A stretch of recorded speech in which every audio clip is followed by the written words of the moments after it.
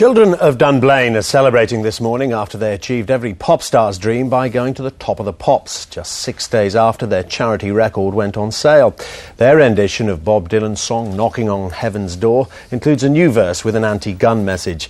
But as Ben Ando reports, the Spice Girls may ensure their hold on the #1 slot is short-lived. For the children of Dunblane, it was a countdown to joy. Knocking on Heaven's Door. Their version of Bob Dylan's Knocking on Heaven's Door straight in at #1. It's brilliant. I can't believe we got this far. It's brilliant. Really good. But while the parents and children are celebrating, the gun lobby says the song is a poor memorial and accused it of putting sentimental pressure on politicians to ban handguns. So I'm just delighted for all these kids that have been working with us. I'm delighted for everyone who has put their money behind us by buying this and just taking the sentiment that we've put over and backing it and saying, let's get rid of guns, we need to get rid of guns. But though Dunblane is #1 now, will it be #1 for Christmas? The Spice Girls held off releasing their new song for a week, but that could make them more likely to get to the top. But I do think it'll be the Spice Girls. The pre-orders on this, the pre-sales, are absolutely massive. The bookies say it's the closest race in years, and it all depends on whether the buying public wants a bit of spice for Christmas or music with a message.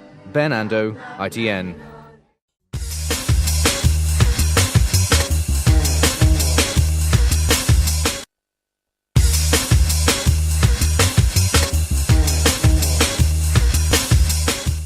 Finally, the battle for music's Christmas #1 slot is over, and in the end it came down to a straight fight between 5 famous women and 4 children's characters. But did the Spice Girls manage to topple the Teletubbies? Ben Ando went to find out. Pepsi chart Christmas #1 from 1997, Spice Girls. Love is blind as far as the eye can see. So the Spice Girls did it, their song Too Much proving too much for the rest of the pop pack. It's their 6th consecutive #1 and the 2nd time running they've topped the charts at Christmas. It's also an emphatic answer to those who claimed the Spice bubble had burst. They know how important it is. You know, it's a very fickle business, the pop business, and they are at the very fickle end of it. They're a very trendy band, and obviously there are a lot of people that want to knock the Spice Girls. I think it's that old British jealousy thing. They've done so well, so they've made enough money now, and they're that successful, so let's knock them down again. Chicken Shed's Diana tribute record had been expected to give the Spice Girls a run for their money, but could only reach #15.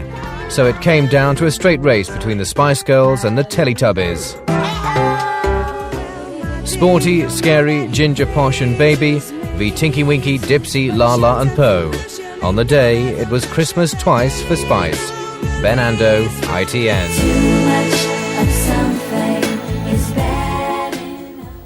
That's it from the Weekend News team here at ITN. Goodbye.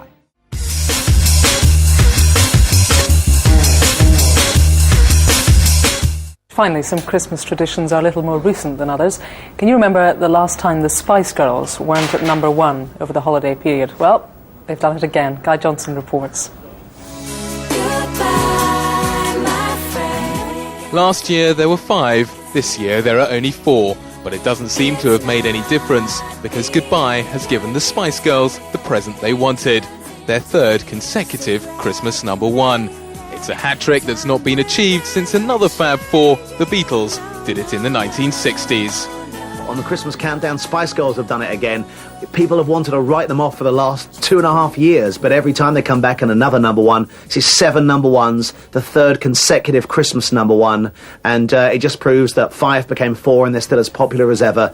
To get to #1, Goodbye has sold over 200,000 copies, only 30,000 more than its nearest rival, Chef's Chocolate Salty Balls. I think the Spice Girls are really up for getting this hat-trick of Christmas #1s. It's a unique achievement, but they had to work very hard for it. They were on TV, radio, any publicity to be had, they were there. And it's just as well because they were pushed all the way by Chef from South Park, which is the big merchandising hit of the year.